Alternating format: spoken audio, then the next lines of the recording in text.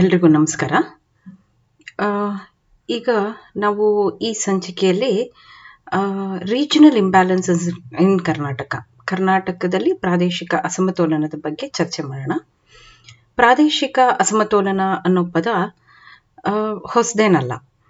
ನಿಮಗೆ ಯಾವುದೇ ಕ್ಷೇತ್ರವನ್ನು ತಗೊಳ್ಳಿ ಅಥವಾ ಯಾವುದೇ ಪ್ರದೇಶವನ್ನು ತಗೊಳ್ಳಿ, ಯಾವುದೇ ರಾಜ್ಯವನ್ನು ತಗೊಳ್ಳಿ, ಯಾವುದೇ ದೇಶವನ್ನು ತಗೊಳ್ಳಿ, ಒಂದು ದೇಶ ಇನ್ನೊಂದಕ್ಕಿಂತ, ಒಂದು ರಾಜ್ಯ ಇನ್ನೊಂದಕ್ಕಿಂತ, ಒಂದು ಪ್ರದೇಶ ಮತ್ತೊಂದಕ್ಕಿಂತ ಭಿನ್ನವಾಗಿರೋದು ಅಥವಾ ಅಸಮಾನತೆಯಿಂದ ಕೂಡಿರೋದನ್ನ ನೋಡ್ತೀವಿ.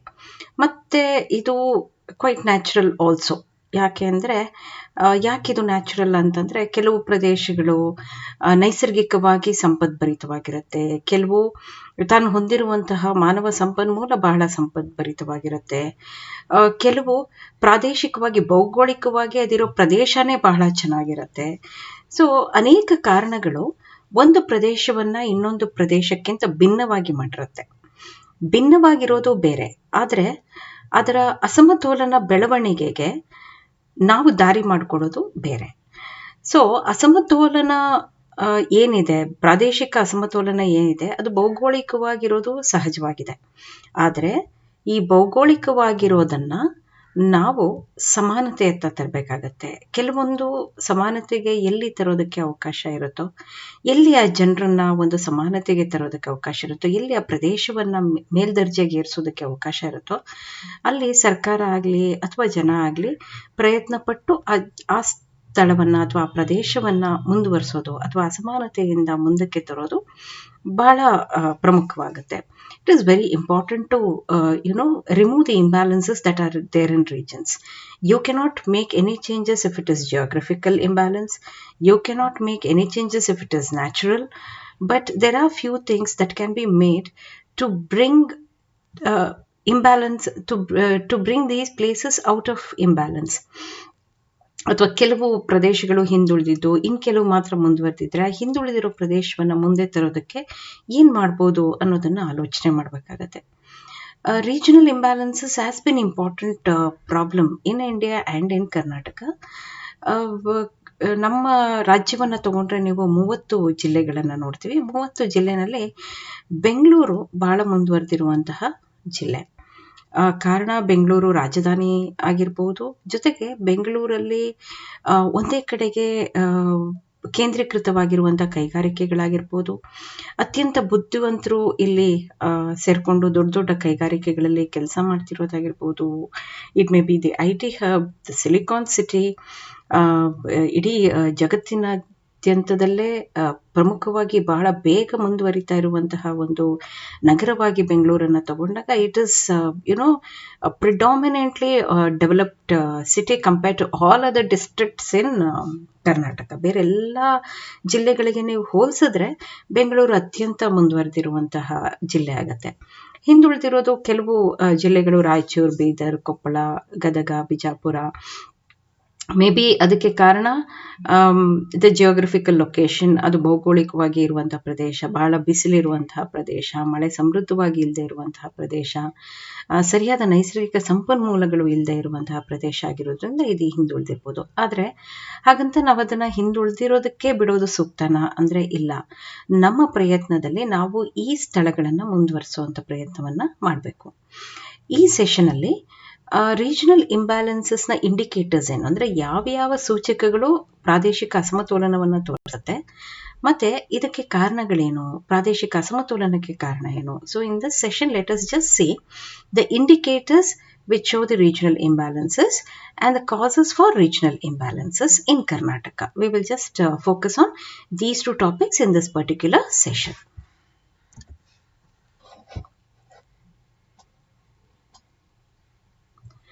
So, regional imbalances has been an important problem in India, and there are differences existing between some area and different areas among different districts of Karnataka. 8 districts have remained poor districts. Bengaluru has occupied number 1 place in the development of district, and Gulbarga, Raichur, Bidar, Koppala, Gadag and Bijapur have remained underdeveloped. So ಪ್ರಾದೇಶಿಕ ಅಸಮತೋಲನ ಭಾರತದ ರಾಜ್ಯಗಳಲ್ಲಿ ಒಂದು ಪ್ರಮುಖವಾದ ಸಮಸ್ಯೆ. ಒಂದೇ ರಾಜ್ಯದ ವಿವಿಧ ಜಿಲ್ಲೆಗಳ ಮಧ್ಯೆ ಅಸಮತೋಲನ ಇದೆ. ಮತ್ತು ಕರ್ನಾಟಕ ರಾಜ್ಯದ 30 ಜಿಲ್ಲೆಗಳಲ್ಲಿ 8 ಜಿಲ್ಲೆಗಳು ಅತ್ಯಂತ ಹಿಂದುಳಿದಿರೋದು ಮತ್ತು ಬೆಂಗಳೂರು ನಗರ ಅತ್ಯಂತ ಮುಂದುವರೆದಿರೋ ಜಿಲ್ಲೆಯಾಗಿ ನಾವು ನೋಡ್ತೀವಿ. ಹಾಗಾದರೆ ಅಸಮತೋಲನವನ್ನು ತೋರಿಸುವಂತಹ ಸೂಚಕಗಳು ಯಾವುದು? What are the factors that indicate regional imbalance? There are many criterion are the determinants that can be use to estimate regional imbalance. ಅನೇಕ ಅಂಶಗಳು ಪ್ರಾದೇಶಿಕ ಅಸಮತೋಲನವನ್ನು ಸೂಚಿಸುತ್ತೆ. ಪ್ರಾದೇಶಿಕ ಅಸಮತೋಲನವನ್ನು ಅಂದಾಜು ಮಾಡೋದಕ್ಕೆ ಅನೇಕ ಮಾನದಂಡ ಅಥವಾ ನಿರ್ಣಾಯಕಗಳನ್ನು ಬಳಸ್ಬೋದು. ಅದು ಯಾವುದು ಅಂತ ನೋಡಿದಾಗ, ಒಂದು, the income of the district and the per capita income, ಅಂದರೆ ಆಯಾ ಜಿಲ್ಲೆಯ ಆದಾಯ ಮತ್ತು ಆಯಾ ಜಿಲ್ಲೆಯ ತಲಾದಾಯ. ಯಾವ ಜಿಲ್ಲೆಯಲ್ಲಿ ಆದಾಯ ಜಾಸ್ತಿ ಇದೆಯೋ, ತಲಾದಾಯ ಜಾಸ್ತಿ ಇದೆಯೋ, ಆ ಜಿಲ್ಲೆಯ ಜನ ಒಳ್ಳೆ ಜೀವನವನ್ನು ನಡೆಸ್ತಾ ಇರ್ತಾರೆ.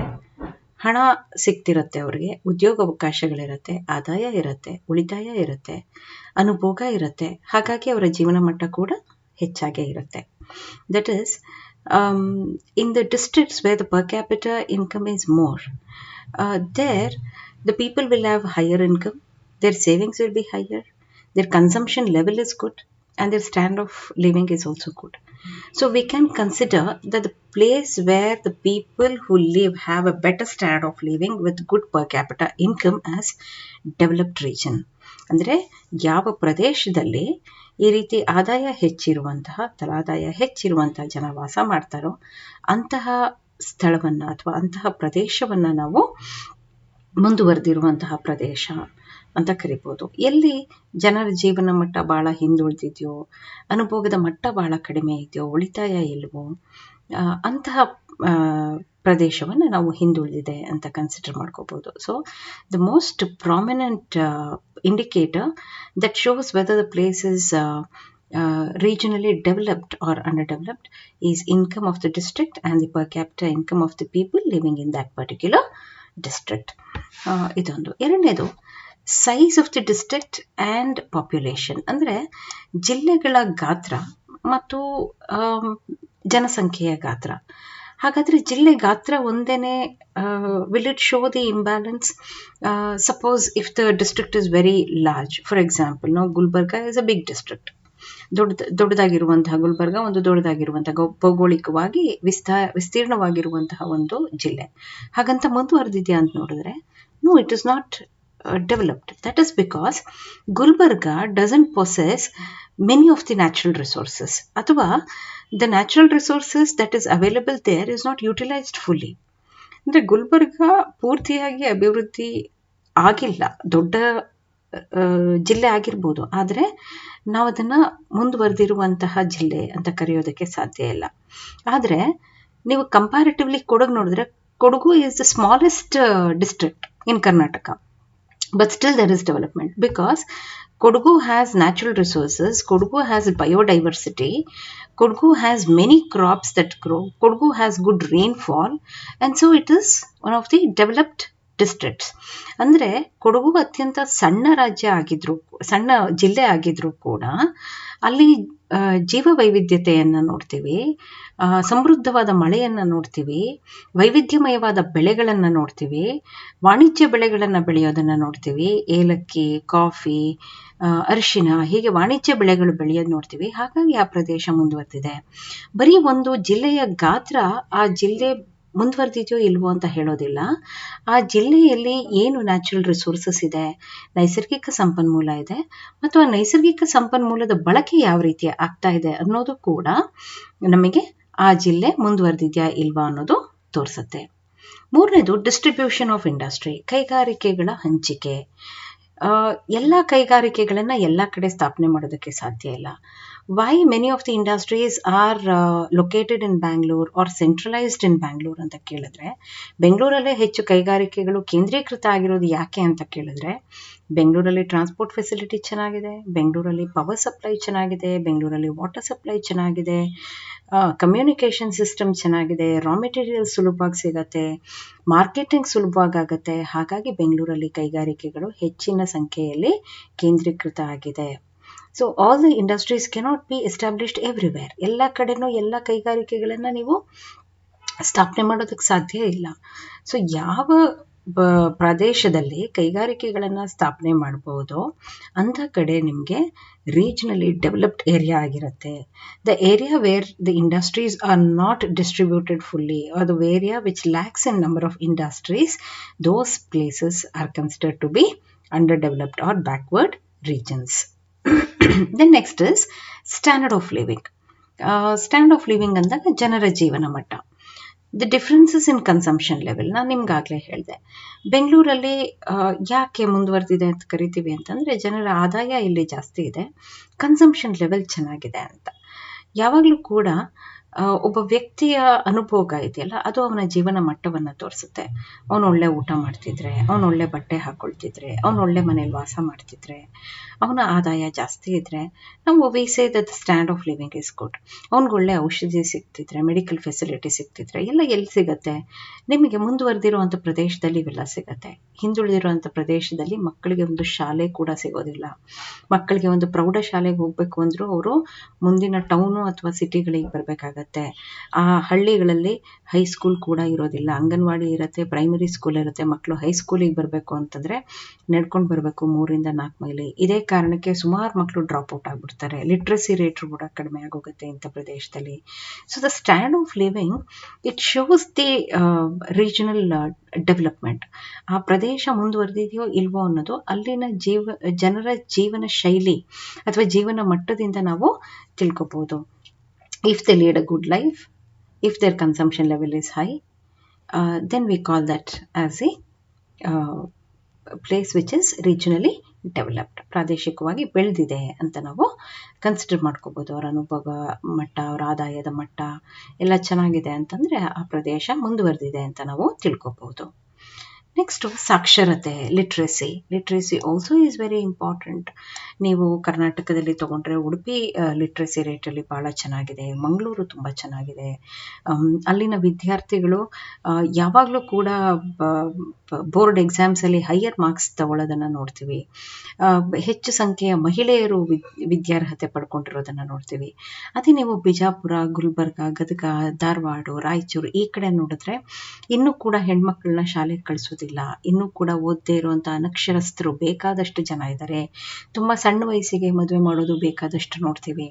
ಸೊ ಹಾಗಾಗಿ ಬೆಂಗಳೂರಿನ ಸುತ್ತಮುತ್ತ ಇರುವಂಥ ಪ್ರದೇಶಗಳು, ಆ ಕಡೆ ನೀವು ಕರಾವಳಿ ಕಡೆಗೆ ಹೋದರೆ ಮಂಗಳೂರು, ಉಡುಪಿ ಆ ಪ್ರದೇಶಗಳು ಇವೆಲ್ಲ ಕೂಡ ಸಾಕ್ಷರತೆಯಲ್ಲಿ ಮುಂದುವರೆದಿರುವಂಥ ಸ್ಥಳಗಳು. ಹಾಗಾಗಿ ನಾವು ರೀಜನಲಿ ಇಟ್ ಇಸ್ ಡೆವಲಪ್ಡ್ ಅಂತ ಕರಿತೀವಿ. ಭೌಗೋಳಿಕವಾಗೂ ಕೂಡ ಜೊತೆಗೆ ಸಾಕ್ಷರತೆ ಹೆಚ್ಚಾಗಿರೋದ್ರಿಂದ ಕೂಡ ಈ ಪ್ರದೇಶಗಳು ಅಭಿವೃದ್ಧಿ ಹೊಂದಿದೆ ಅಂತ ಹೇಳ್ಬೋದು.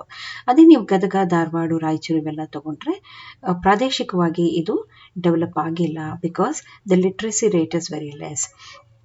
So comparatively the coastal regions and the regions in and around Bangalore are considered to be regionally developed because of the higher literacy rate compared to other districts.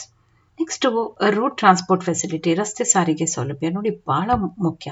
ನೀವು ಪ್ರತಿಯೊಂದು ಪ್ರದೇಶವನ್ನು, ಪ್ರತಿಯೊಂದು ಹಳ್ಳಿಯನ್ನು ನೀವು ಮೇನ್ ರೋಡಿಗೆ ಯಾವಾಗಲೂ ಕೂಡ ನೆಟ್ವರ್ಕನ್ನು ಕ್ರಿಯೇಟ್ ಮಾಡಬೇಕು. You have to create a network to the main road to any village. ಯಾವುದೇ ಹಳ್ಳಿ ಆಗಲಿ, ಯಾವುದೇ ಹಿಂದುಳಿದಿರುವಂಥ ಪ್ರದೇಶವಾಗಲಿ, ನೀವು ಅದಕ್ಕೆ ಒಂದು ಸಂಪರ್ಕ ಸೇತುವೆ ಈ ಸಾರಿಗೆ. ಸೊ ಸಾರಿಗೆಯನ್ನು ಕೊಡಬೇಕು. ಎಲ್ಲಿ ಸಾರಿಗೆ ಸೌಲಭ್ಯ ಸರಿ ಇರೋದಿಲ್ವೋ ಆ ಪ್ರದೇಶ ಮುಂದುವರಿಯೋದಕ್ಕೆ ಸಾಧ್ಯನೇ ಇಲ್ಲ, ಹಿಂದುಳಿದಿರುತ್ತೆ.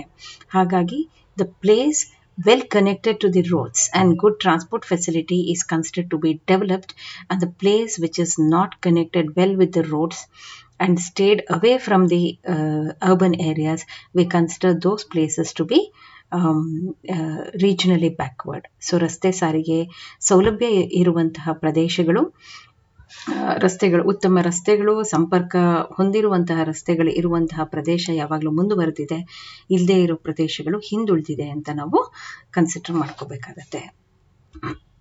ಇವೆಲ್ಲ ಕೂಡ ಸೂಚಕಗಳು. ಹಾಗಾದರೆ ರೀಜನಲ್ ಇಂಬ್ಯಾಲೆನ್ಸಸ್ಗೆ ಕಾರಣ ಏನು? What are the causes for regional imbalances particularly in Karnataka? ಕರ್ನಾಟಕದಲ್ಲಿ ಪ್ರಾದೇಶಿಕ ಅಸಮತೋಲನಕ್ಕೆ ಕಾರಣ ಏನು? ಯೂಶುವಲ್ ಆಗಿ ಎಲ್ಲ ಪ್ರಾದೇಶಿಕ ಅಸಮತೋಲನಕ್ಕೂ ಮೊರಲೆಸ್ ಸೇಮ್ ಕಾರಣಗಳೇ ಬರುತ್ತೆ. ಆದರೆ ಇಲ್ಲಿ ನಾವು ಕರ್ನಾಟಕದ ಆರ್ಥಿಕತೆಯನ್ನು ಅಧ್ಯಯನ ಮಾಡ್ತಿರೋದ್ರಿಂದ ಕರ್ನಾಟಕದ ಪ್ರಾದೇಶಿಕ ಅಸಮತೋಲನಕ್ಕೆ ಕಾರಣ ಏನು ಅನ್ನೋದನ್ನು ನೋಡೋಣ. One is differences in population, ಜನಸಂಖ್ಯೆಯಲ್ಲಿನ ವ್ಯತ್ಯಾಸ. ಜನಸಂಖ್ಯೆ ವ್ಯತ್ಯಾಸ ಅಂದಾಗ ಜನಸಂಖ್ಯೆಯ ಗಾತ್ರ ಕೂಡ ಆಗಿರ್ಬೋದು ಮತ್ತು ಜನಸಂಖ್ಯೆಯ ಗುಣಮಟ್ಟ ಕೂಡ ಆಗಿರ್ಬೋದು. ನಮಗೆ ಜನಸಂಖ್ಯೆ ಎಷ್ಟಿರಬೇಕು ಅಂದರೆ ಅಲ್ಲಿನ ನೈಸರ್ಗಿಕ ಸಂಪನ್ಮೂಲವನ್ನು ಸಮರ್ಪಕವಾಗಿ ಬಳಸ್ಕೊಂಡು ಮುಂದುವರಿಯೋದಕ್ಕೆ ಅವಕಾಶ ಇರುವಷ್ಟು ಜನಸಂಖ್ಯೆ ಇದ್ದರೆ ಆ ಪ್ರದೇಶ ಮುಂದುವರಿಯುತ್ತೆ. ಅಂದರೆ the population should be such that it can utilise the natural resources that is available ರೀಜ್ನಲ್ಲಿ. ಆ ರೀಜ್ನಲ್ಲಿ, ಆ ಲೊಕ್ಯಾಲಿಟಿನಲ್ಲಿ ಇರುವಂತಹ ನೈಸರ್ಗಿಕ ಸಂಪನ್ಮೂಲವನ್ನು ಬಳಸ್ಕೊಳ್ಳೋದಕ್ಕೆ ಅವಕಾಶ ಇರುವಷ್ಟು ಮಾತ್ರ ಜನಸಂಖ್ಯೆ ಇರಬೇಕು. ತುಂಬ ಜಾಸ್ತಿ ಜನಸಂಖ್ಯೆ ಇದ್ದರೆ that again leads to problem, that again leads to backwardness of the economy. So that should not happen. So ಇಲ್ಲಿ ಜನಸಂಖ್ಯೆಯಲ್ಲಿನ ವ್ಯತ್ಯಾಸ, it should be in a balanced manner. ಆಮೇಲೆ ಕ್ವಾಲಿಟಿ ಆಫ್ ಪಾಪ್ಯುಲೇಷನ್ ಅಂದೆ ನಾನು. ಇಲ್ಲಿ ಓದಿರಬೇಕು, ಜನ ಸಾಕ್ಷರಸ್ಥರಾಗಿರಬೇಕು, ವಿದ್ಯಾವಂತರಾಗಿರಬೇಕು, ತಮಗೆ ತಪ್ಪು ಸರಿ ಏನು ಅಂತ ತಿಳ್ಕೊಳ್ಳೋ ಅಷ್ಟು ಬುದ್ಧಿ ಇರುವಂಥವ್ರಾಗಿರ್ಬೋದು. ಆವಾಗ ಮಾತ್ರ ಆ ಪ್ರದೇಶ ಅಭಿವೃದ್ಧಿ ಆಗಿದೆ ಅಂತ ಹೇಳ್ಬೋದು. ಏಕೆಂದರೆ population is also human resource.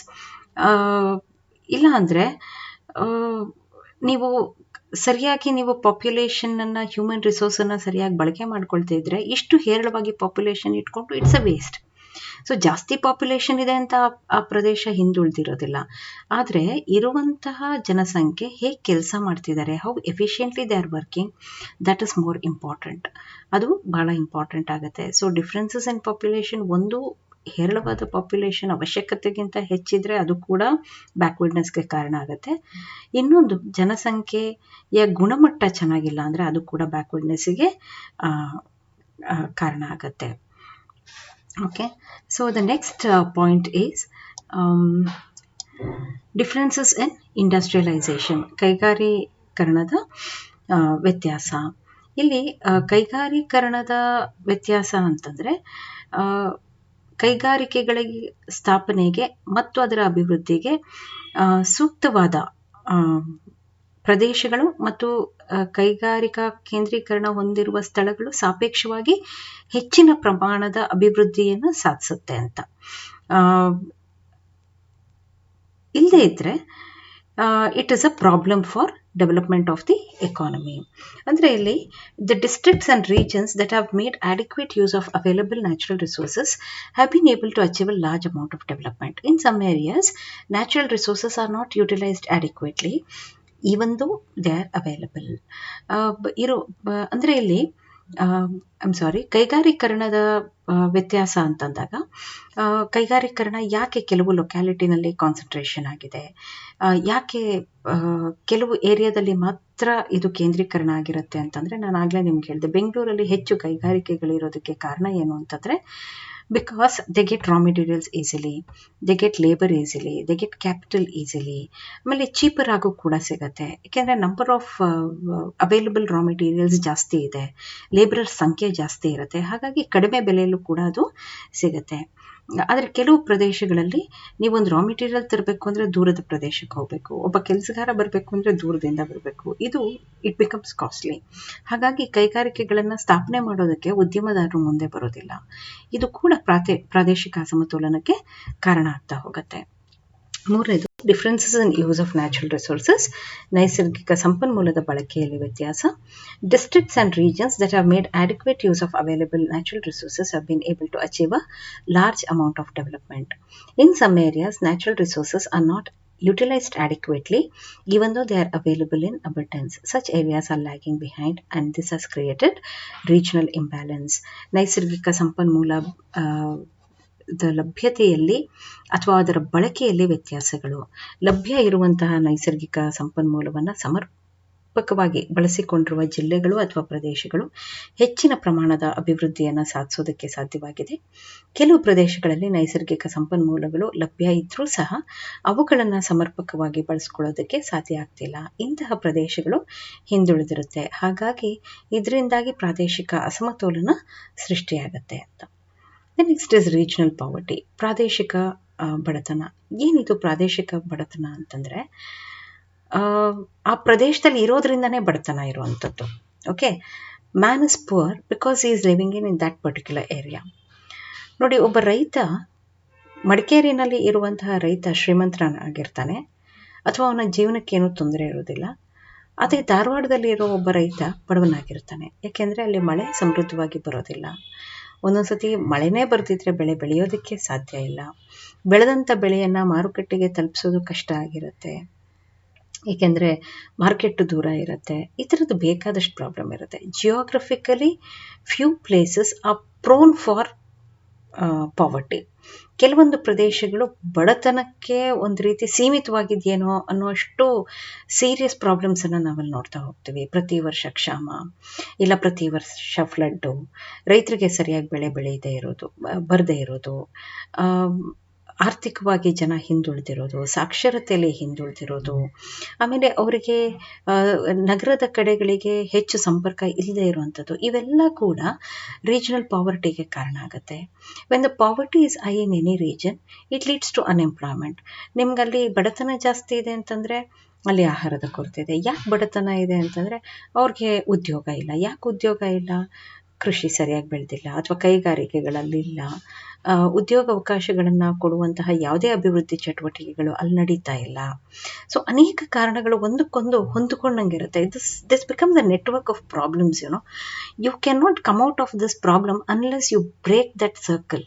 ಆ ವಿಷ ಸರ್ಕಲ್ ಏನಿದೆ, ವಿಷವರ್ತುಲ ಏನಿದೆ, ಅದನ್ನು ಭೇದಿಸಿ ನಾವು ಹೊರಗೆ ಬರದೇ ಹೋದರೆ ನಾವು ಈ ಬಡತನದಿಂದ, ನಿರುದ್ಯೋಗದಿಂದ, ಆಹಾರದ ಕೊರತೆಯ ಸಮಸ್ಯೆಯಿಂದ, ವಸತಿ ಕೊರತೆ ಸಮಸ್ಯೆಯಿಂದ ಹೊರಗೆ ಬರೋದಕ್ಕೆ ಸಾಧ್ಯನೇ ಇಲ್ಲ.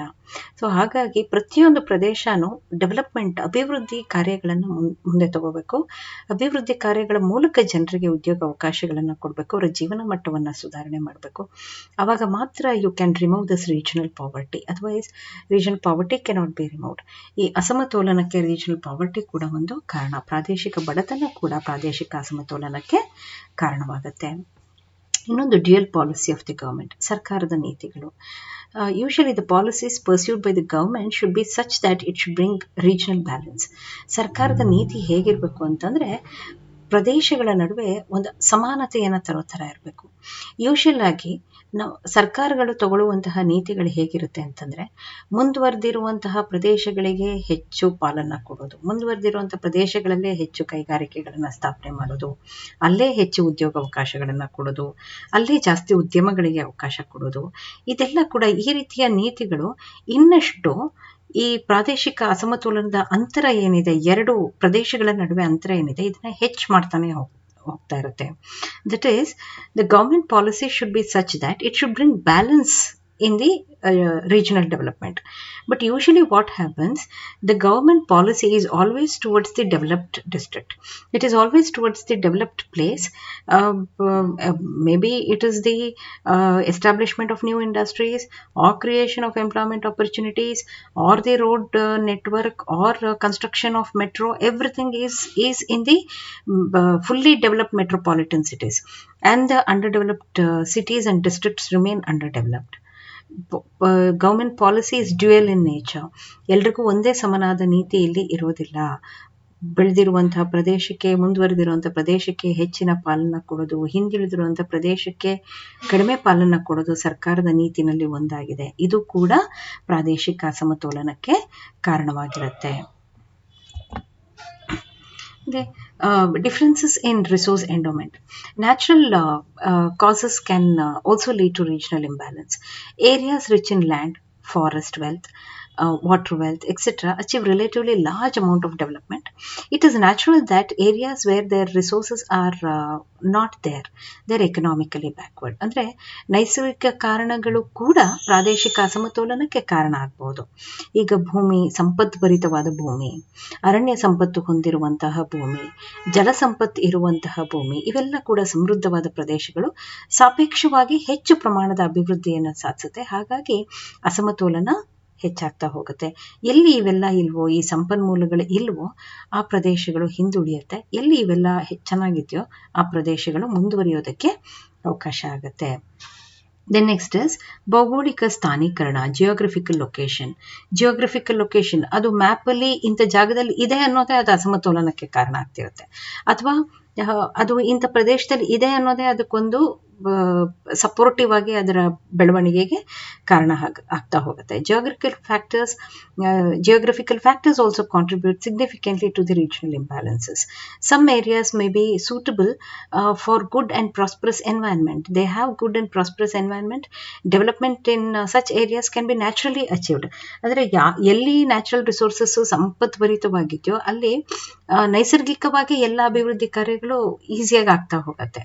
ಜಲ ಸಂಪತ್ತು ಅಂದರೆ ನಿಮಗೆ areas which do not have severe droughts, famines, floods, earthquakes, ಅಂದರೆ ಬರಗಾಲ ಇಲ್ದಿರುವಂಥದ್ದು, ಆಮೇಲೆ ನೆರೆ ಹಾವಳಿ ಇಲ್ಲದೆ ಇರುವಂತಹ ಪ್ರದೇಶ, ಅಥವಾ ಪದೇ ಪದೇ ಭೂಕಂಪಕ್ಕೆ ಒಳಗಾಗದೇ ಇರುವಂತಹ ಪ್ರದೇಶ, ಇವೆಲ್ಲ ಕೂಡ ಆ ಪ್ರದೇಶವನ್ನು ಭೌಗೋಳಿಕವಾಗಿ ಒಳ್ಳೆ ಸ್ಥಾನದಲ್ಲಿ ಇಟ್ಟಿರೋದ್ರಿಂದ ಅಭಿವೃದ್ಧಿ ಪೂರಕವಾಗಿ ಇರುತ್ತೆ. ಉದ್ಯಮದಾರರು ಕೂಡ ಅಲ್ಲಿ ಹೋಗಿ ಹೂಡಿಕೆ ಮಾಡೋದಕ್ಕೆ ಮುಂದೆ ಬರ್ತಾರೆ. ಬಟ್ ಎಲ್ಲಿ ಹಿಂದುಳಿದಿದೆಯೋ, ಎಲ್ಲಿ ಈ ಥರದ ಭೌಗೋಳಿಕ ಸ್ಥಾನೀಕರಣದಿಂದ ಅನೇಕ ಸಮಸ್ಯೆಗಳು ಉದ್ಭವ ಆಗ್ತಾ ಇದೆಯೋ ಅಂಥ ಪ್ರದೇಶದಲ್ಲಿ ಪ್ರೋಗ್ರೆಸ್ಸು ಸಾಧ್ಯವಾಗೋದಿಲ್ಲ. ಅಂಥ ಪ್ರದೇಶದಲ್ಲಿ ಪ್ರೋಗ್ರೆಸ್ಗೆ ಸ್ವಲ್ಪ ಕಷ್ಟ ಆಗುತ್ತೆ. ದೆನ್ ಸ್ಕೇರ್ಸಿಟಿ ಆಫ್ ರೈನ್ಸ್, ಮಳೆಯ ಅಭಾವ ಕೂಡ ಒಂದು it is very prominent problem that keeps the place behind other places which get good monsoon. Andre it is natural that due to lack of rainfall many of the regions are lagging behind. They cannot afford a good crop. They cannot provide dichotomy to the Gulbarga, Raichur, Bidar, Koppala and other districts can be cited as an example for the scarcity of rains. ಮಳೆಯ ಅಭಾವ ಅಥವಾ ಮಳೆಯ ಕೊರತೆಯಿಂದ ಉತ್ತಮ ಬೆಳೆಯನ್ನು ಬೆಳೆಯೋದಕ್ಕೆ ಸಾಧ್ಯ ಇಲ್ಲದೆ ಜನ ನಿರುದ್ಯೋಗಿಗಳಾಗಿರ್ತಾರೆ. ಅವ್ರಿಗೆ ಉದ್ಯೋಗವನ್ನು ಒದಗಿಸೋದಕ್ಕೆ ಸಾಧ್ಯವಾಗಿರೋದಿಲ್ಲ. ಹಾಗಾಗಿ ಸುಮಾರು ಪ್ರದೇಶಗಳಲ್ಲಿ ಮಳೆ ಇಲ್ಲದೆ ಇರೋದ್ರಿಂದ ಈ ಜನರಿಗೆ ಕೆಲಸ ಇಲ್ಲದೆ ಅವರ ಜೀವನ ಮಟ್ಟ ಕೆಳಗಡೆ ಇದೆ. ಅವರ ಆಹಾರದ ಕ್ರಮನೂ ಅಷ್ಟೇ ಭಾಳ ಹಿಂದುಳಿದಿದೆ. ಪೌಷ್ಟಿಕಾಂಶವಾದ ಆಹಾರ ಸಿಗ್ತಾ ಇಲ್ಲ. ಇದು ಅವರ ಎಫಿಷಿಯನ್ಸಿನೂ ಕೂಡ ಕಡಿಮೆ ಮಾಡುತ್ತೆ. When you don't have good food, when you don't have good standard of living, you cannot expect the man to be very efficient in his work.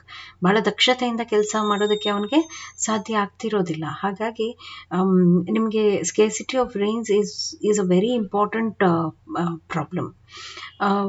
Then ನಾನಾಗಲೇ ಲಿಟ್ರಸಿ ಹೇಳಿದ್ದೆ, illiteracy of the people. Areas where illiteracy are very high is backward. ನೀವು ಇಡೀ ಇಂಡಿಯಾದಲ್ಲಿ ನೋಡಿಕೊಂಡ್ರೆ literacy rate ಎಲ್ಲಿ ಜಾಸ್ತಿ ಅಂದರೆ ಕೇರಳದಲ್ಲಿ ಜಾಸ್ತಿ ಇರೋದ್ರಿಂದ ಅದೊಂದು ಚಿಕ್ಕ ಪ್ರದೇಶ ಆಗಿದ್ರೂ ಕೂಡ ಸಾಕಷ್ಟು ಅಭಿವೃದ್ಧಿಯನ್ನು ನೋಡ್ತೀವಿ. Because people are literates. ಯಾವಾಗ ನೀವು ಓದ್ತಿರೋ they come out of this ignorance, superstition and traditional thinkings that they have imbibed in their ನಮ್ಮಲ್ಲೇ ನಾವು ರೂಢಿಸ್ಕೊಂಡಿರುವಂತಹ ಕೆಲವೊಂದು ಅಜ್ಞಾನಗಳು, ಕೆಲವೊಂದು ಮೂಢನಂಬಿಕೆಗಳು, ಕೆಲವೊಂದು ಸಂಪ್ರದಾಯಗಳು, ಪುರಾತನ ವಿಚಾರಗಳಲ್ಲಿ ಮುಳುಗೋಗಿರುವಂತಹ ಜನರನ್ನ ಹೊರಗೆ ತರಬೇಕು ಅಂತಂದರೆ literacy is the only weapon. ನೀವು ವಿದ್ಯಾವಂತರನ್ನ ಮಾಡೋದ್ರ ಮೂಲಕ ಮಾತ್ರ ಈ ಎಲ್ಲ ನಂಬಿಕೆಗಳಿಂದ ಅವರನ್ನು, ಮೂಢನಂಬಿಕೆಗಳಿಂದ ಹೊರಗೆ ತರ್ಬೋದೇ ಹೊರತು ಬೇರೆದ್ರಿಂದ ಅವರನ್ನು ತರೋದಕ್ಕೆ ಸಾಧ್ಯ ಇಲ್ಲ. This will result in areas failing to create a conducive environment for development. ಅವರ ಮನಸ್ಥಿತಿ ಹೇಗಿರುತ್ತೆ, ಅವರ ಆಟಿಟ್ಯೂಡ್ ಹೇಗಿರುತ್ತೆ ಅಂತಂದರೆ ಅವರು ಈ ಯೋಚನೆಯಿಂದ ಹೊರಗೆ ಬರೋದಕ್ಕೆ ಇಷ್ಟಪಡೋದಿಲ್ಲ.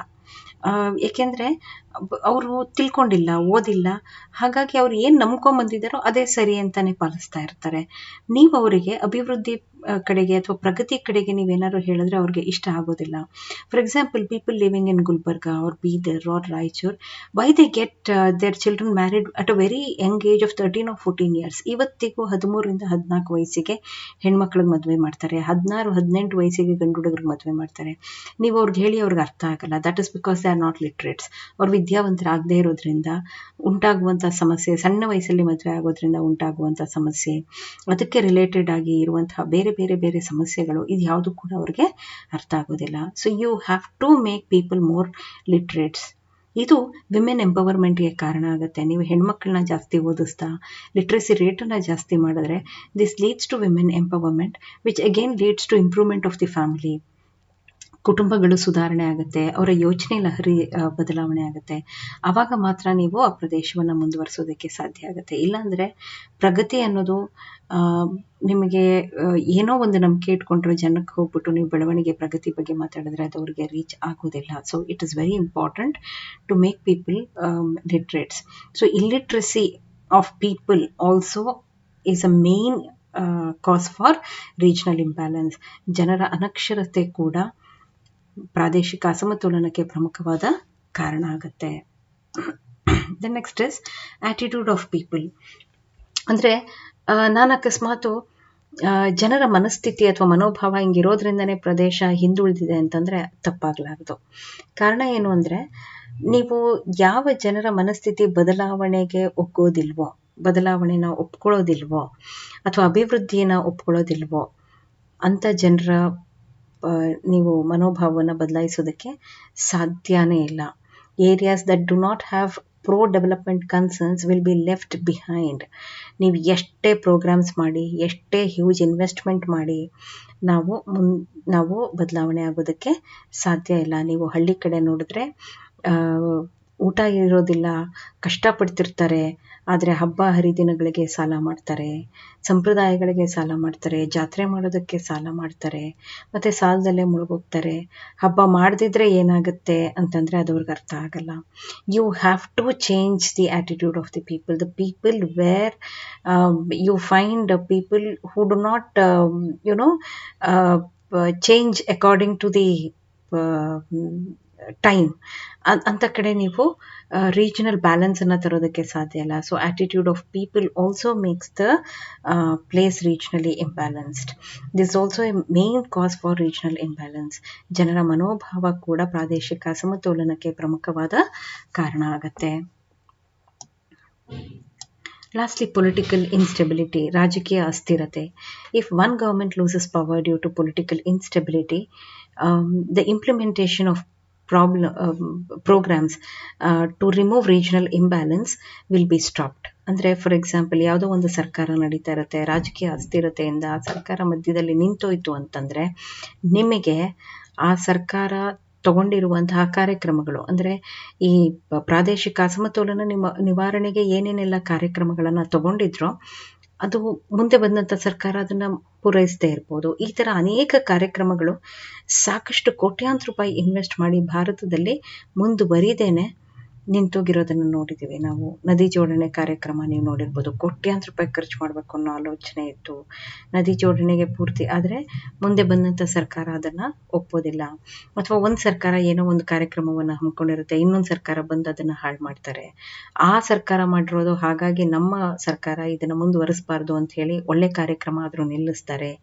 ರಾಜಕೀಯ ಅಸ್ಥಿರತೆ ಇದೆಯಲ್ಲ, ಇದು ಯಾವ ಪ್ರೋಗ್ರಾಮನ್ನು ಕೂಡ ಸಕ್ಸಸ್ಫುಲ್ ಆಗೋದಕ್ಕೆ ಬಿಡೋದಿಲ್ಲ.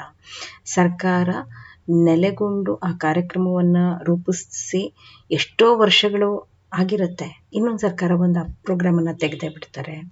ಆವಾಗ ಸಾಕಷ್ಟು ಕಾರ್ಯಕ್ರಮಗಳು, ಅದಕ್ಕೆ ಖರ್ಚು ಮಾಡಿರೋ ಹಣ ಎಲ್ಲವೂ ಕೂಡ ವೇಸ್ಟ್ ಆಗುತ್ತೆ. So political instability also is a main reason for the regional imbalance in the state. So ನೀವು ನೋಡಿದ್ರೆ ನಾನು ಇದನ್ನ ಸುಮ್ಮನೆ ಸಮ್ಮರಿ ರೂಪದಲ್ಲಿ ಹೇಳಬೇಕು ಅಂತಂದರೆ, uneven regional development results in numerous complications such as wastage of resources, increase in public cost, social justice, deceleration of economic growth, threat to national integration, and possibility. There is urgent need to tackle the problem, or else this would aggravate the imbalances in the economy. ಪ್ರಾದೇಶಿಕ ಅಸಮತೋಲನ ಸಂಪನ್ಮೂಲದ ವ್ಯರ್ಥಕ್ಕೆ ಕಾರಣ ಆಗುತ್ತೆ, ಸಾರ್ವಜನಿಕ ವೆಚ್ಚಗಳನ್ನು ಹೆಚ್ಚಾಗೋ ಹಾಗೆ ಮಾಡುತ್ತೆ, ಸಾಮಾಜಿಕ ನ್ಯಾಯವನ್ನು ಕೊಡೋದ್ರಲ್ಲಿ ಮೋಸ ಮಾಡುತ್ತೆ, ಆರ್ಥಿಕ ಬೆಳವಣಿಗೆ ಕುಸಿತ ಆಗುತ್ತೆ, ರಾಷ್ಟ್ರೀಯ ಏಕೀಕರಣಕ್ಕೆ ಒಂದು ಬೆದರಿಕೆಯನ್ನು ಕೊಡ್ತಾ ಹೋಗುತ್ತೆ, ಮತ್ತು ಹಲವಾರು ತೊಡಕುಗಳಿಗೆ ಇದು ಕಾರಣ ಆಗುತ್ತೆ. ಈ ಸಮಸ್ಯೆಯನ್ನು ನಿಭಾಯಿಸೋ ತುರ್ತು ಅಗತ್ಯ ಇದೆ. ಇಲ್ಲದಿದ್ದರೆ ಇದು ಆರ್ಥಿಕತೆಯ ಅಸಮತೋಲನವನ್ನು ಇನ್ನಷ್ಟು ಉಲ್ಬಣ ಮಾಡುತ್ತೆ. ಉಲ್ಬಣ ಮಾಡೋದು ಅಂದರೆ ಹೇಗೆ ಅಂದರೆ, ಯಾವುದು ಅಭಿವೃದ್ಧಿ ಹೊಂದಿರುವಂಥ ಪ್ರದೇಶ ಇರುತ್ತೋ ಅದು ಅಭಿವೃದ್ಧಿ ಆಗ್ತಾನೆ ಹೋಗುತ್ತೆ, ಹಿಂದುಳಿದಿರುವಂಥ ಪ್ರದೇಶ ಇನ್ನೂ ಹಿಂದುಳಿತಾ ಹೋಗುತ್ತೆ. ಇವೆರಡರ ನಡುವೆ ಇರುವಂತಹ ಅಂತರ ಏನಿದೆ, ಎರಡೂ ಪ್ರದೇಶಗಳ ನಡುವೆ ಇರುವಂತಹ ಅಂತರ ಜಾಸ್ತಿನೇ ಆಗ್ತಾ ಹೋಗುತ್ತೆ. ಯಾವಾಗಲೂ we should try to reduce the gap between the developed district and the under developed district, developed place and under developed place. But what happens is our policies, expand the gap between, or it will increase the gap between the developed place and the underdeveloped place. So this is about the indicators of regional imbalances in Karnataka and the causes for regional imbalances. Thank you so much.